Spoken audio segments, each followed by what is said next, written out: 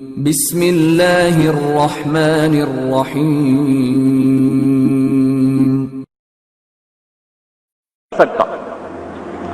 حضرت عمر رضی اللہ تعالیٰ عنہ کا انتقال ہونے لگا۔ عمر بن عبدالعزیز 12 بیٹے، مسلمہ بن عبدالملک ان کے صالح کہنے لگے امیر المومنین آپ نے بچوں پہ بڑا ظلم کیا ہے۔ کہنے لگے کیا ظلم کیا ہے؟ کہ ان کے لیے جو چھوڑ کے جا رہے ہو وہ 2 روپے فی کس ہیں، 2 روپے تیرے بچوں کو 2 روپے ملیں گے ترکے میں، 2 روپے یعنی 2 درہم، تو یہ کیا کریں گے آگے؟ ان کا تو نے کچھ نہ بنایا۔ تو زہر نے اثر کر لیا تھا، کہنے لگے مجھے بٹھا دو، مجھے بٹھا دو۔ تو انہیں بٹھا دیا، کہنے لگے بات سنو، میں نے ان کو حرام کوئی نہیں کھلایا اور حلال میرے پاس تھا ہی نہیں، تو لہذا میں اس کا مکلف ہی نہیں ہوں کہ ان کے لیے جمع کروں۔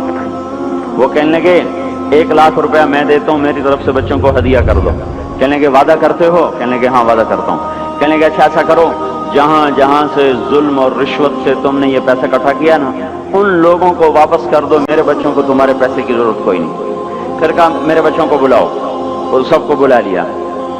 تو اس کے بعد ارشاد فرمایا اے میرے بیٹو، میرے سامنے 2 راستے تھے، ایک یہ تھا میں تمہارے لیے جمع کرتا دولت، چاہے حلال ہوتی چاہے حرام ہوتی، لیکن اس کے بدلے میں دوزخ میں جاتا۔ دوسرا راستہ یہ تھا میں تمہیں تقوی سکھاتا، اللہ سے لینا سکھاتا، خود جنت میں جاتا۔ میرے بچوں، میں تمہارا باپ دوزخ کی آگ نہیں برداشت کر سکتا، لہذا میں نے تمہیں حرام نہیں کھلایا نہ حرام جمع کیا، میں نے تمہیں دوسرا راستہ سکھا دیا ہے تقوی والا۔ جب کبھی ضرورت ہو میرے اللہ سے مانگنا، میرے اللہ کا وعدہ ہے وَهُوَ يَتَوَلَّى الصَّالِحِينَ کہ میں نیکوں کا دوست ہوں، نیکوں کا والی ہوں۔ اگر پھر اپنے سالے سے کہا مسلمہ اگر یہ میرے بیٹے نیک رہے تو اللہ انہیں ضائع نہیں کرے گا، اور اگر یہ نافرمان ہوئے تو مجھے ان کی ہلاکت کا کوئی غم کوئی نہیں ہے۔ پھر اس زمین آسمان نے وہ دن دیکھا کہ اموی شہزادے مسلمہ کی اولادیں اور سلیمان بن عبدالملک کی اولادیں جو ایک ایک بچے کے لیے اس زمانے میں 10-10 لاکھ درہم چھوڑ کے مرے، ان کی اولاد مسجد کی سیڑھیوں پہ بیٹھ کے بھیک مانگا کرتی تھی، جیسے ابھی جمعے کے بعد بھکاریاں بھیک مانگیں گے۔ اور عمر بن عبدالعزیز کی اولاد وہ ایک ایک مجلس میں 100 گھوڑے اللہ کے نام پہ خیرات کیا کرتے تھے۔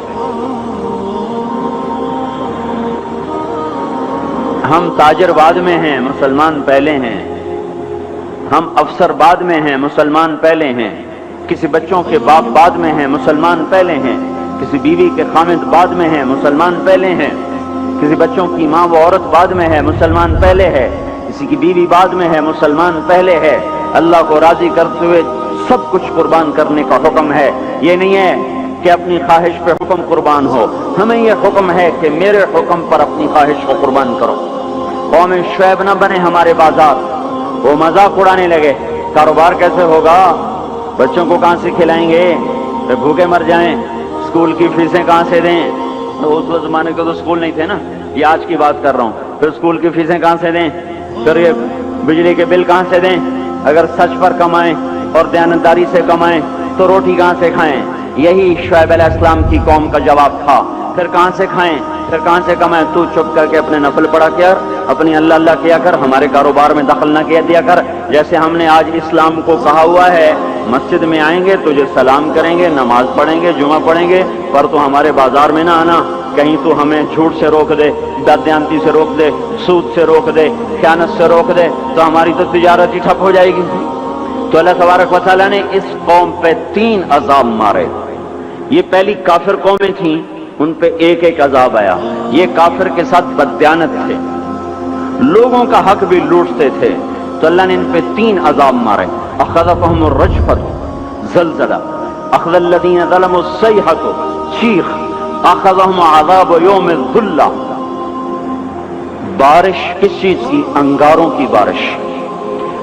ہماری جماعت شعیب علیہ السلام کے قوم کے علاقے میں گئی ہے، وہ اتنا ٹھنڈا علاقہ ہے کہ جب ہم وہاں سے گزرے تو اتنی برف پڑی ہوئی تھی، یعنی تقریباً 3 فٹ برف پڑی ہوئی تھی، ایسا ٹھنڈا علاقہ۔ اللہ نے ایک گرم ہوا بھیجی، وہ جھلس گئے، تڑپ گئے، آبلے پڑ گئے۔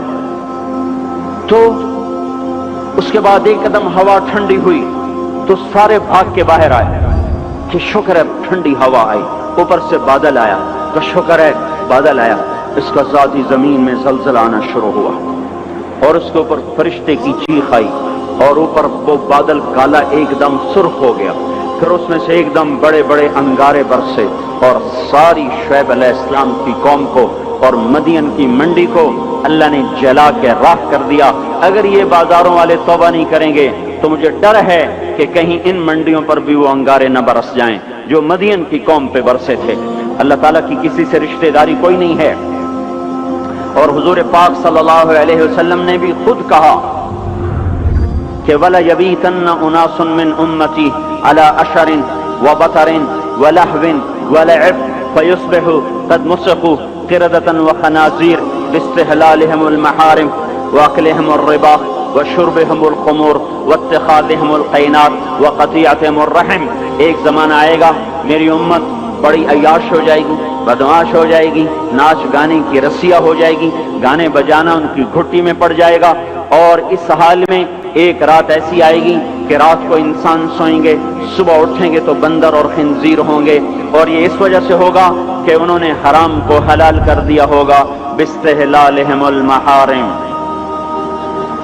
انہوں نے حرام کو حلال کر دیا ہوگا، وَأَكْلِهِمُ الرِّبَا، اور سود کو ڈٹ کے کھاتے ہوں گے، وَلُبْسِهِمُ الْحَرِيرِ، اور مرد ریشم پہنیں گے، سونے کی انگوٹھیاں، سونے کی چینیں نوجوانوں نے گلے میں لٹکائی ہوئی، سونے کی چین، سونے کی انگوٹھی، یہ کون سی لذت ہے اس انگوٹھی کے پہننے میں جو اللہ کو بھی للکارا ہوا ہے اور اس کے رسول کو بھی للکارا ہوا ہے۔ آپ نے ایک دفعہ ارشاد فرمایا کاش میری امت کے نوجوان ریشم استعمال اور سونا استعمال نہ کریں، یا لیت امتی لم تلبس الذهب، کاش کہ میری امت سونے کا استعمال مت کرے۔ اب بتاؤ دیکھو کتنے ہیں نوجوان جو ایسے شوق میں کچھ کو پتہ ہی نہیں کہ یہ اتنا بڑا حرام ہے، جن کو پتہ ہے تو نہ اللہ کا پتہ ہے، نہ روکنے والے کا پتہ ہے، نہ اس کی سزا کا پتہ ہے، لہذا چل رہی ہے گاڑی۔ تو یہ کس پہ ہوگا کہ حرام کو حلال کر دیں گے، سود کو کھائیں گے، ریشم پہنیں گے، سونا پہنیں گے، شراب پئیں گے اور گانے بجانے میں مست ہو جائیں گے، اور رشتے ناتوں کا لحاظ ختم ہو جائے گا، ماں باپ کی تمیز ختم ہو جائے گی، بھائی بہن کی تمیز ختم ہو جائے گی، بڑے چھوٹے کا وقار ختم ہو جائے گا۔ جب یہ ہوگا تو یہ بھی ہوگا کہ یہ بندر اور خنزیر بنا دیے جائیں، اور یہ تو قرآن کہہ رہا ہے، وہ اللہ کا رسول جو ساری امت کے لیے روتا روتا روتا دنیا سے اٹھ گیا۔